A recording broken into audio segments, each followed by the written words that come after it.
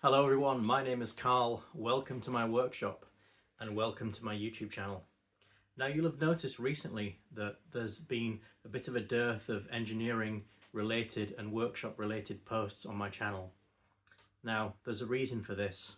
About 6 weeks ago my wife found a lump one night while sitting watching the television, and my wife is a trained medical professional. She was an advanced nurse practitioner, and she immediately knew the consequences of finding something like this. So she had an appointment with the doctor a few days later, and that same day, by 10 o'clock in the evening, she was having a biopsy, and within 2 weeks of that biopsy, she'd had surgery to remove some cancerous tissue from her breast. Now, she's now free of the cancer. She's now got to have radiotherapy, but my wife's surgery has meant that I've been putting my wife in the forefront, as all men should do, obviously, and taking care of her, looking after her after the operation.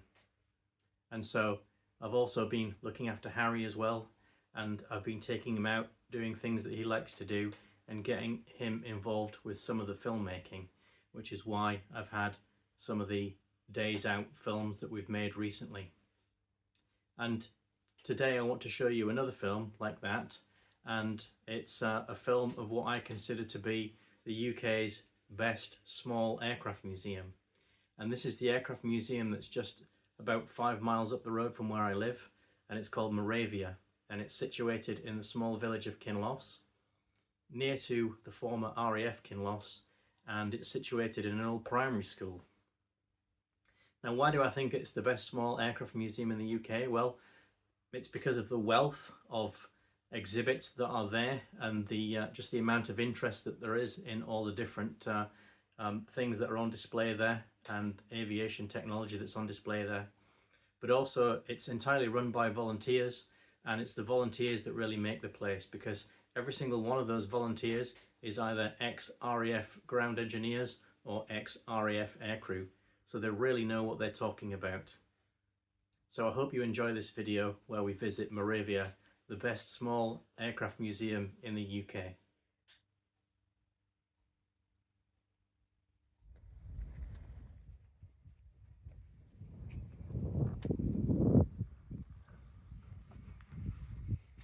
Hello, my name is Carl. Welcome to my YouTube channel, but not to my workshop again. Today we have come to the Moravia Aircraft Museum in Kinloss, which is just up the road from where we live. And for my money, this is the best small aircraft museum in the whole of the UK. Let's go inside and find out why I think that. Moravia used to be a Kinloss primary school, but there were already 2 Kinloss primary schools, so some guys bought it, some people bought it, and then they turned it into a PA museum. So we're going to have a look inside. At the museum we have a memorial to Nimrod aircraft that were based at RAF Kinloss that were sadly lost in active service. This is the tail fin of XV239 that crashed at Lake Ontario in Canada in 1995 during an air show. And we also have here some memorial plaques to other Nimrod aircraft that were lost in active service in Afghanistan. So we show you those now. So this is a somber memorial to those men who lost their lives on XV239 and on the other Nimrod aircraft that were lost in action. This is the tail fin of Nimrod XV239, which crashed into Lake Ontario during the Toronto Air Show on the 2nd of September 1995. Sadly, there were no survivors. This sombre reminder was brought from Canada thanks to the generosity of the Royal Canadian Air Force, and after a fitting ceremony at Trenton Air Base was flown to Pastwick in a C-17 aircraft. Do you know what, Harry? I'll tell you a story about that. Yeah? Obviously I was working on the Nimrod then, and I was at my friend's wedding, and it was the morning after the wedding, and we found out that 39 had crashed, and one of the people that I knew at the time was one of the ground crew, and he'd had to go on board the aircraft to repair a fault, something called a hydraulic relay that needed to be bled, which was quite a common fault when the aircraft was on the ground just before they went flying. They'd have no hydraulic pressure, and then my friend said he had to wire lock this particular component, and one of the flight engineers said to him, "No, it's okay, don't worry about it, we need to go." And he said, "No, I'm going to do it, and he did it. And he was very glad that he did, because although that component had no bearing whatsoever on the accident, he was just glad to know that he was the last person to technically touch that aircraft, and he did everything that he possibly could to make it in a flyable condition. Here is the memorial to the men, the crew of XV-230 who were killed serving their country in Afghanistan on the 2nd of September 2006 when their aircraft exploded in mid-air. And this was due to a fuel fault on the aircraft. And here we have the memorial plaque to the men of XV-239 Crew 9 who were killed on the 2nd of September 1995 when their aircraft crashed whilst performing an air display at Lake Ontario, Toronto, Canada. And below that we have the names of the men who were killed on the 17th of November 1980 when XV-256 crashed at RAF Kinloss. So we're inside the museum now, and when I say this is the best small aircraft museum in Britain or in the UK, what I'm talking about is just the breadth of exhibits they have here and the amount of stuff. Here we have the nose section of a Hunter and of a Vampire over there in the background. And here we've got a fish pole hoist that was used to remove the gun pack of the Hunter.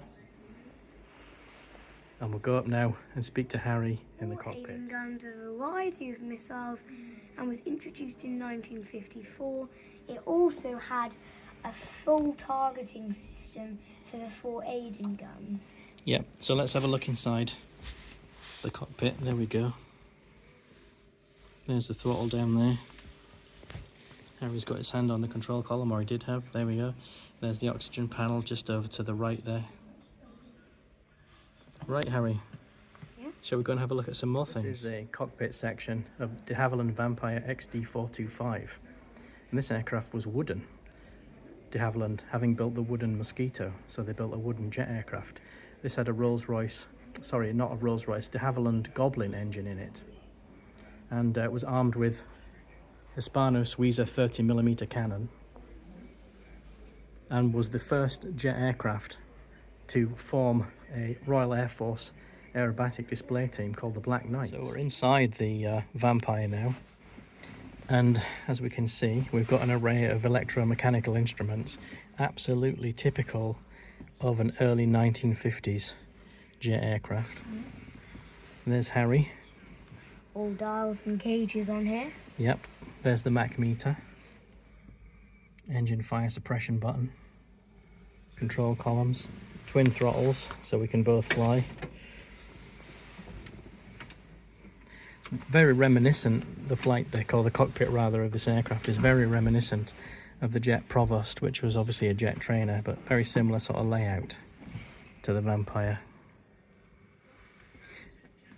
Just the breadth and depth of the various exhibits in this museum makes it a really interesting place to visit. There's so much to see here and so much of historical interest to aircraft technology. What we've got here is a procedures trainer for a Tucano aircraft, which is a training aircraft for trainee fast jet pilots to get them used to flying a fast aircraft. Tucano is a turboprop monoplane training aircraft, and they're normally flown out of RAF Linton on Ouse. And this is a full mock-up of the cockpit with all the buttons and switches and instruments, which would be used to train a pilot to get him used to the layout of the cockpit without having to be in a real aircraft. So as you can see here, there's a model of Concorde, but if you've seen our East Fortune visit, then this here is a slightly smaller version of the one we saw at East Fortune.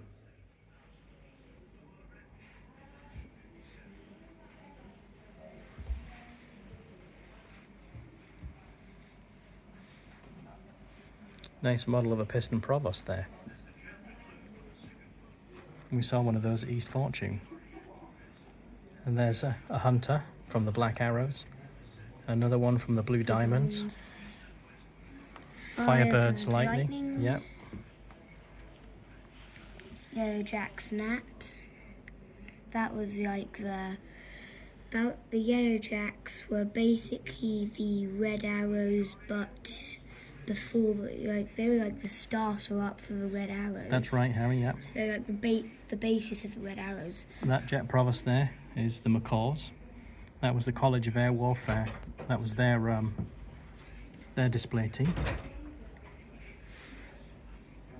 Chipmunk. The Poachers, that was another one, another display team. And there we have a Red Arrows Nat. My favourite type. Yep, and the current aircraft the Red Arrows use, the Hawk. Here we have the nose section of Vickers Valiant XD875. This was the last Vickers Valiant to be built. The Valiant was the first of the V-bombers. The V-bomber fleet was the Valiant, the Vulcan, which we have a nose section of there, and which we saw at East Fortune, and of course the Victor. This Valiant was, as I say, the last one to be built, and it was damaged in a ground accident, I think in 1957, and it was taken out of service then. But the Valiant was the only V-bomber to have actually dropped live nuclear weapons, both on the Woomera range in Australia and out at sea. So we're inside the Valiant now, and we've got swathes of 1950s, 1960s electronic equipment, much of which is familiar to me from working on British aircraft of a certain vintage when I was in the RAF. So here, I'm sitting in the navigator radar seat. Here next to me is the navigator plotter. And then here next to that is the air electronics officer. And then down there is the bomb aimer, where they've put a dummy down there to simulate what it would look like. That's right, Harry.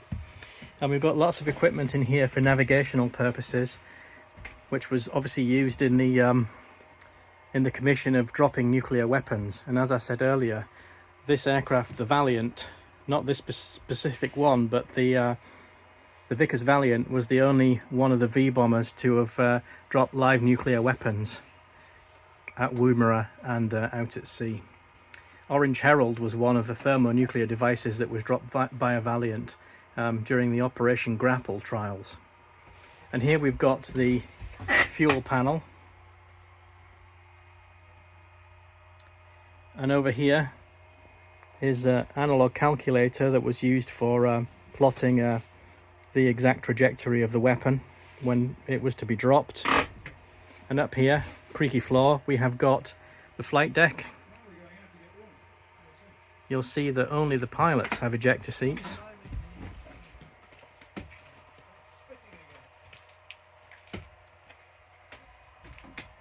You okay then? So here's a pretty comprehensive service history of the Valiant that we're on board now. And as it says there, the Valiant was designed by George Edwards, and they were actually retired in the mid-60s due to intergranular corrosion or intercrystalline corrosion of the wing spars. Wing spar attachment point to the fuselage. And these aircraft also performed a tanker role as well, which is what that panel I was showing you for is for there before when I was talking about the fuel panel. One of my favourite exhibits here at Moravia is this Antonov AN2. This is a Polish built example, and it was designed by Oleg Antonov in 1947, and he was laughed at the time for wanting to build a biplane in the era of jet aircraft. This has a 9-cylinder Shvetsov radial engine, and it was used for all kinds of different roles: agriculture, logging, scientific research, personnel transport, you name it, it could do it. And it's got some really interesting design features.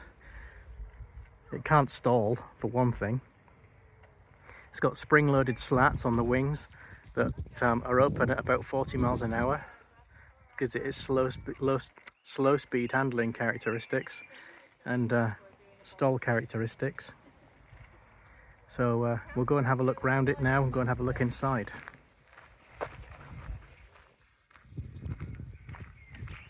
So we're going to have a look on the flight deck, Harry. This aircraft is going to be repainted in Polish colours as it was built in Poland. It did have Soviet markings on it, but they've been taken off for obvious reasons. And that says Moravia. So let's have a look over here. What have we got here?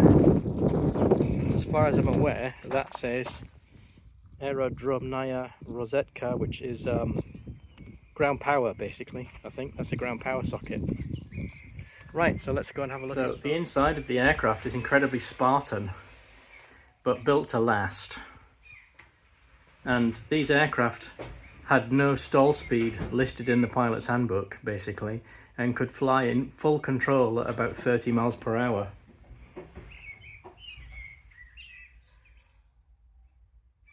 And only the German Fiesler Storch had a lower slow speed ability than this.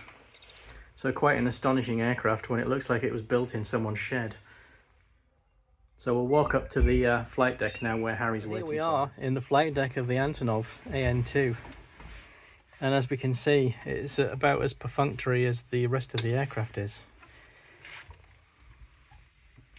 There's the throttle, propeller pitch control there, carburetor heat, engine stop.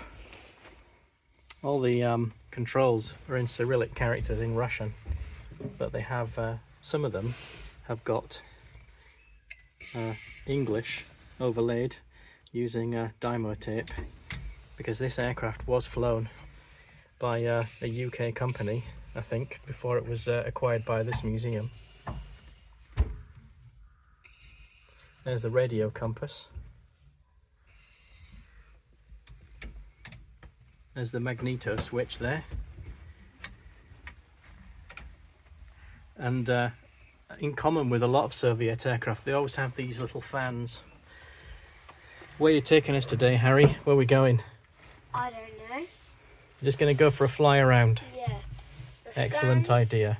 Because one thing you need to know about Tupolev, MiG, Sukhoi, Ilyushin, they love putting windows on every plane. They do, don't they? Yeah. Yep. Soviet aircraft are always well glazed, aren't they, Harry? With windows. Yep, that's right. So, yeah, I really like this aircraft. It's one of my favourite ones at the museum. What have we got down here then? Let's have a look. So we've got a small generator and compressor down here for ground servicing. And what's in this little pouch? Let's have a look in there, see what we've got. Some original documentation. Automaticheski radio compass. Automatic radio compass. So we've got some original Soviet documentation. Look at that. ARK-15M. That must be its number. Very interesting.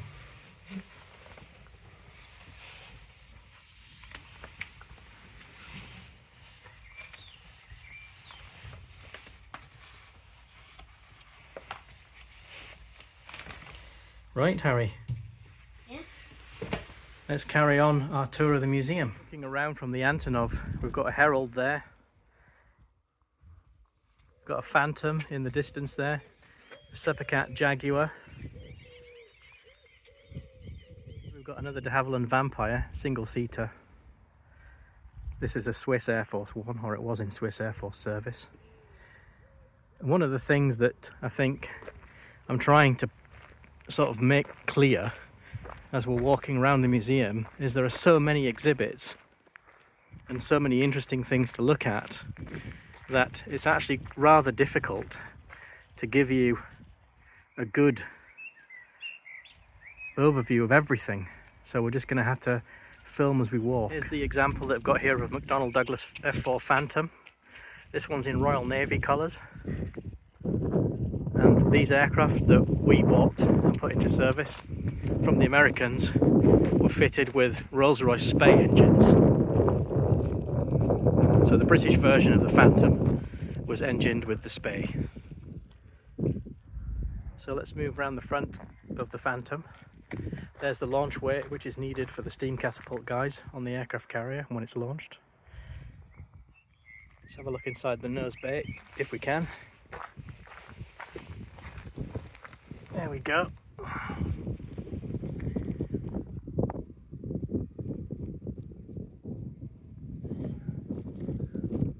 Around the other side of the Phantom now, we'll move towards this Jaguar.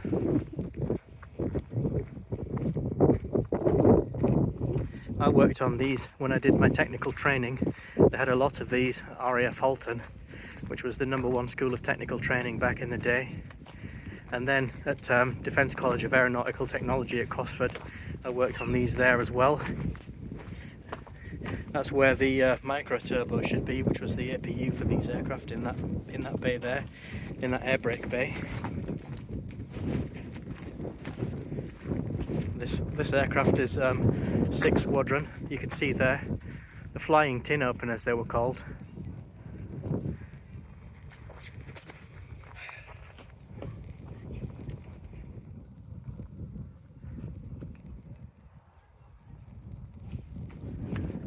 There we go, the Jaguar. And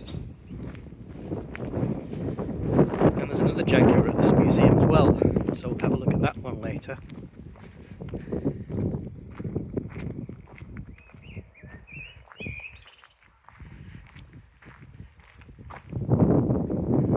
Another example of British and French cooperation, the Jaguar.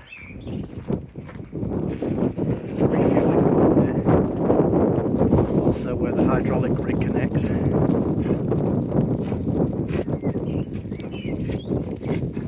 look inside there.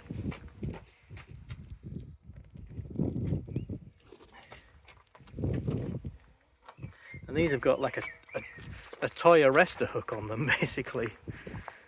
It used to go there. That's where it would have been fitted. Compared to the Buccaneer or the Phantom arrestor hook, it was like a toy one. So now we're inside the Royal Navy Wessex. There's the Royal Navy ensign there. This is an air sea rescue version of the Wessex. There's Harry in the crew seats there. Let's have a look at the flight deck. There we go. One of the pilot seats has been removed, so you can actually stand up inside here and have a good look.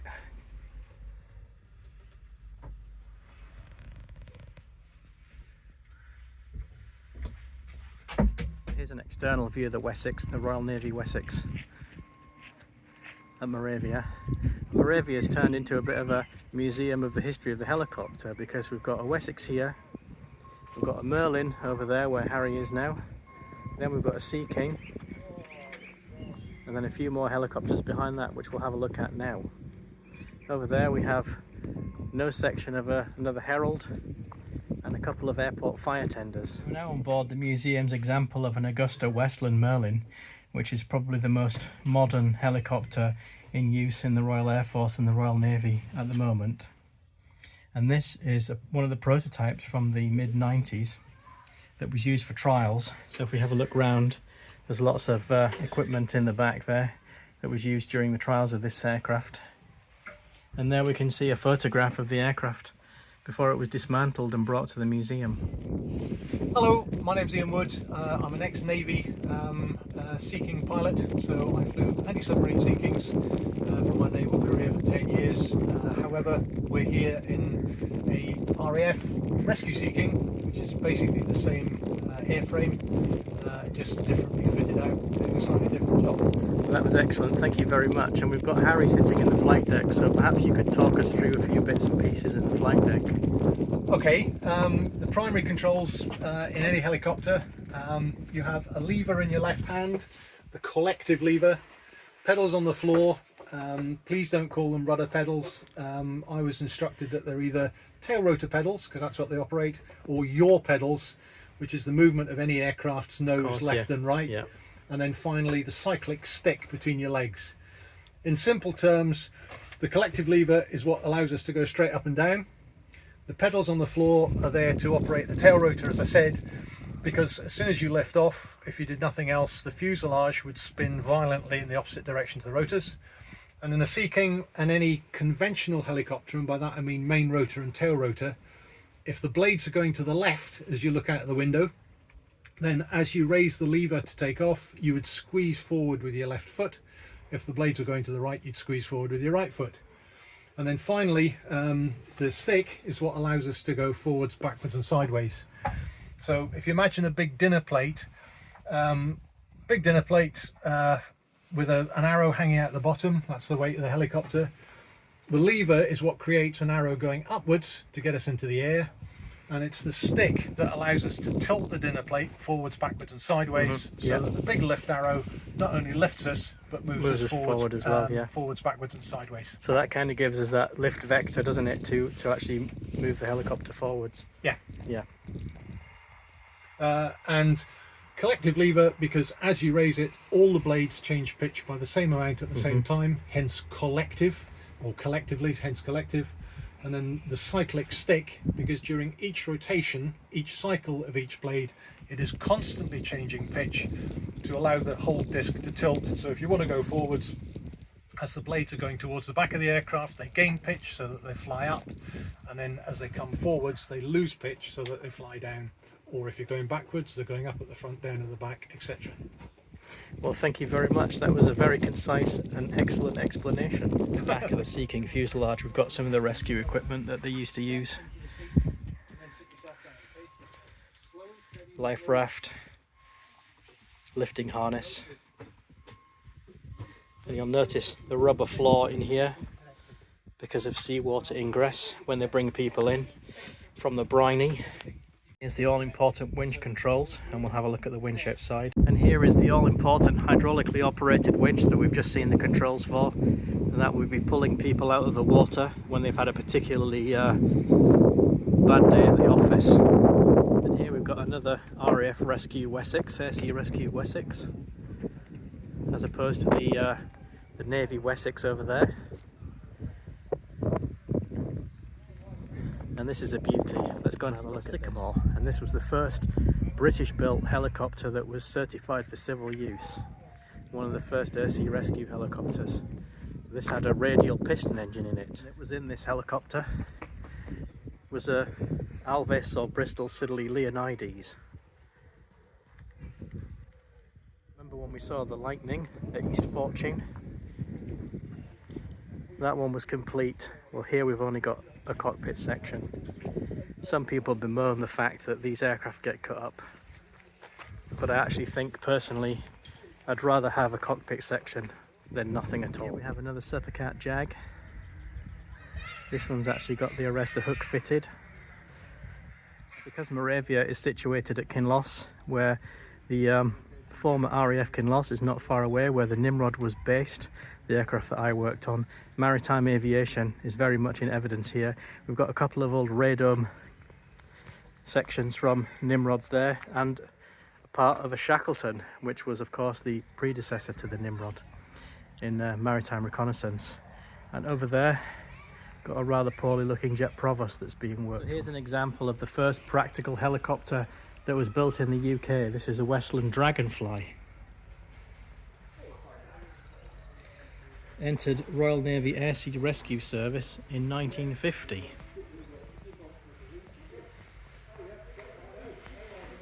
Very Spartan.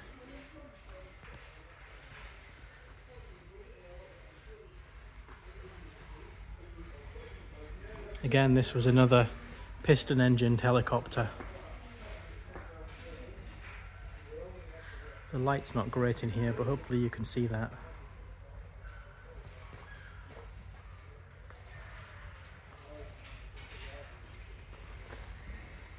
This is an interesting exhibit. This is a lifeboat that was attached to a Lancaster or to a Shackleton to be used for air sea rescue. The airborne lifeboat will be dropped, being released from a Lancaster Mark III there, and they're fitted to a Shackleton. And then later on, the Nimrod had life rafts that could be dropped And there's an image of the lifeboat, the airborne lifeboat. The Saunders Roe Skeeter, another piston engine helicopter. Typical Army Air Corps reconnaissance helicopter of the 1960s.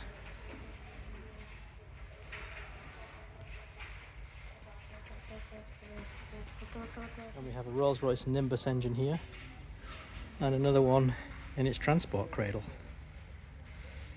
So we're in the flight deck of the Nimrod now, which is an aircraft I spent a lot of time on when I was in the RAF. And you'll remember when we were at East Fortune, we spoke about the Comet 4C, and we said it was what the Nimrod was based on. And if you have a look back at our video of East Fortune, especially the Comet section, you'll see that the flight deck is almost identical, apart from the seats being slightly different and one or two slight instrument detail differences. There's the controls there for selecting the hydraulic system that operates the flying controls, changeover levers as they were called.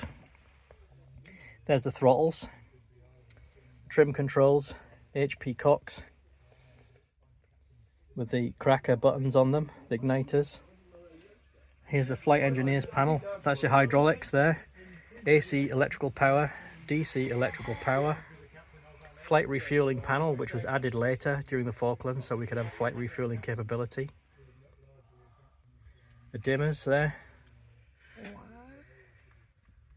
rib 1 temperature, the oxygen panel, the APU controls, APU start button. You'll sometimes hear me say button in, button held, and that's what we used to say when that button was pushed in to start the APU. It's held in by a solenoid, so it was always buttons in, buttons held. There's the tailpack control, tailpack conditioning system, bomb bay heating. And then if we look around here, we can see the conditioning system controls, the pressurization controls, temperature control, LP cocks, bomb door selector, fuel supply, and there's all the pitot heat controls and temperature gauges down there, and the engine anti-ice controls. Very, very similar to the Comet 4. And there is the big hose for the air-to-air refueling probe. You can see what an afterthought it was. The hose actually runs through the inside of the flight deck and then down through the floor into the bomb bay and thence into the fuel system. The exterior of the Nimrod we've just been looking at, and this is 40 XB240, and I've got a story about this aircraft, but that'll have to wait for another day. In the exterior of the museum now, and we're going to take a wander through what we like to call the Hall of Engines. This propeller was dragged up by some fishing nets of a boat near Lossiemouth, and it's not really known what it's from. So if you've got any ideas what aircraft this propeller assembly might have come from, then put something in the comments. It looks like a de Havilland one or a Hamilton Standard, but no one really knows where it came from.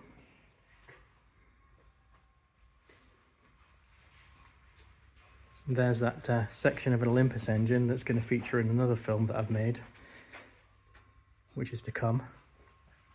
I'm trying to give you a feel for this place because we only have a limited amount of time and there's so much to see. Here we are, the Hall of Engines. Armstrong Sly Sapphire.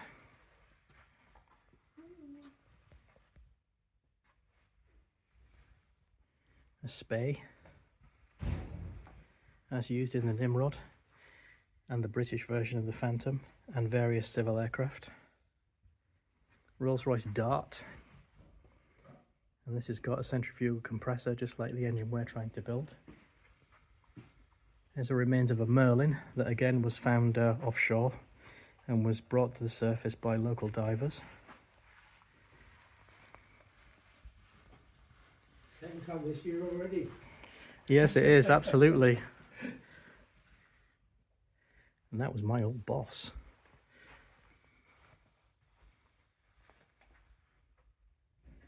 Here we have an ammunition conveyor from a Vulcan cannon from a Phantom.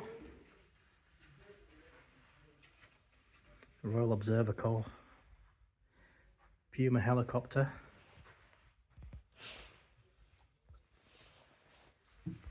And there is something I really want to show you in this hall of engines that is quite unique. And we'll move around. There's a replica fuselage of a Spitfire there that was built by a local man. Armstrong Sly Cheetah.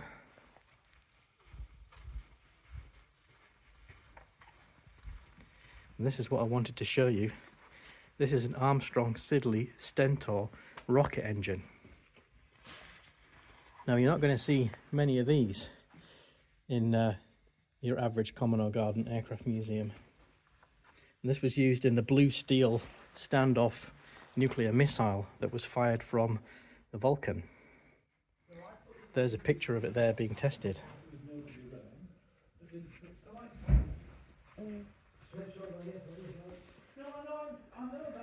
Then we've got a Meteor.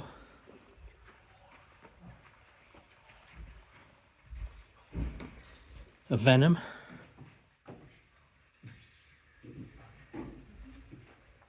Another Vampire cockpit section.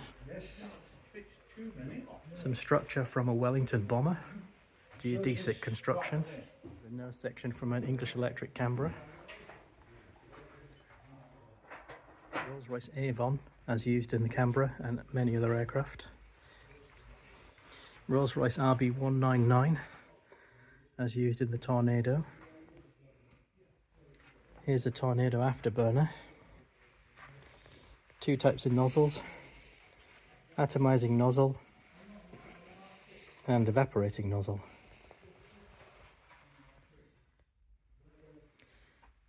The Tornado simulator. Here's another view of the RB199.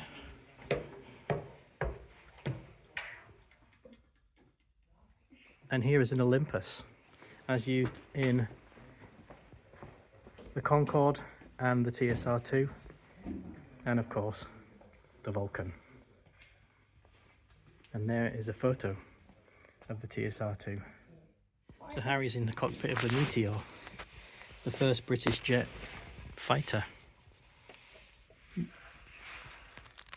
Only beaten by the ME-262 to that particular moniker.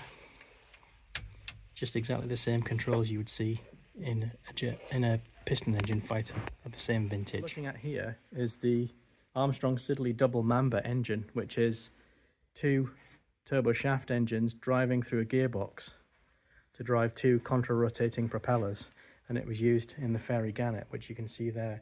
And John now, one of the museum volunteers, is going to give us some information. Just to talk about this very briefly, Fleet Air aeroplane, for takeoff and landing you need as much power as you can get off a carrier, and it was thought at this time it was best to have that powered through the central axis of the aeroplane, so that they put the two propellers on the front and made them contra-rotating, one way obviously, one the other way. Yeah. So you use maximum power for takeoff, and then when you're up and cruising, you can switch one of the turbines off at the back, so you can cruise around absolutely, looking for submarines yeah, with one engine turned off. mm-hmm. And you could turn either engine off. Mm-hmm. So you could, depending on which time X, or depending on which was running the best at the time, you could switch the other one off. Yes. So the gearbox in the back of here is incredibly flexible. And Yeah, versatile. absolutely. Yeah. And the other great thing about it, you've shown the picture at the beginning of the film of it in situ. This is a power pod. Yeah. So that you can lift the gannet off it, drop this underneath the gannet, Yeah. work on it, and then put it back up in the gannet. Yeah. So makes as a big unit. so if you're working on a confined deck of an aircraft carrier, then this design is perfect for that scenario, because it's basically an ECU, isn't it? An engine change unit. Yes, the whole lot. pack just drops out. Yeah, And then you can just push it back up again and reconnect it, and it's ready to go. Absolutely. Well, thank you very much for that, John. No, not That's at all. really excellent information. Here we have a sonar buoy launcher, and sonar buoys are used extensively in anti-submarine warfare, and we'll have a little talk about them. Tools that I used to use when working on the Nimrod, and some of them say Comet on them. Look, they're actually from the Comet.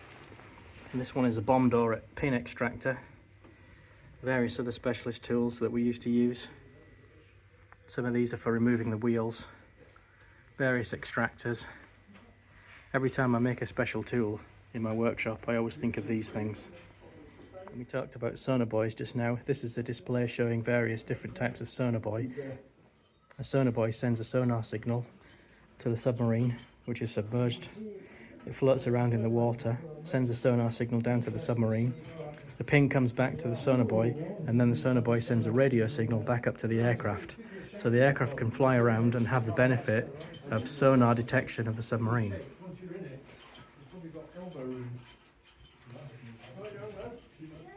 Here shows some of the weapons that the Nimrod used to carry.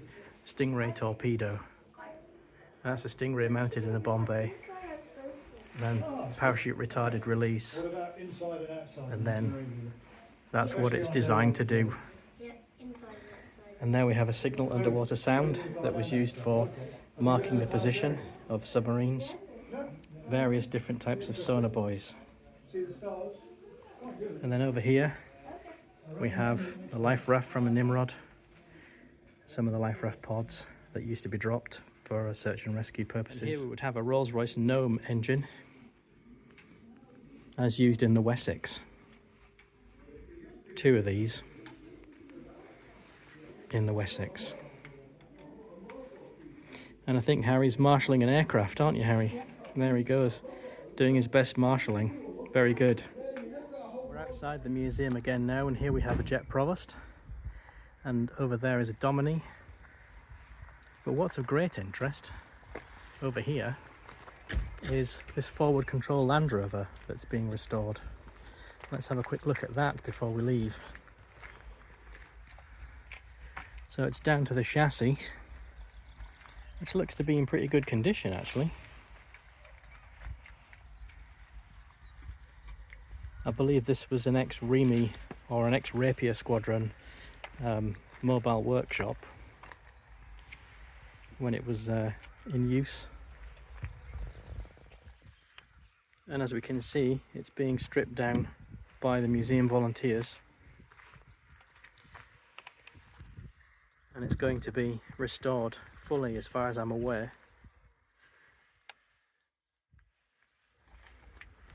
And it's rare nowadays to find a forward control Land Rover that's not been hacked around. There we go, truck 1 ton 4x4 Rover, all variants. Manufactured Rover, British Leyland, Solihull, England, Land Rover 101 forward control.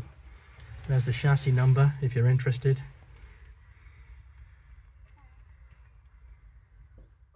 And as I said just now, it's really the volunteers that make the museum, and I'd like to take this opportunity to say a big thank you to the volunteers Ian and John for giving their time to me and allowing me to film them, and for their excellent contributions to this film.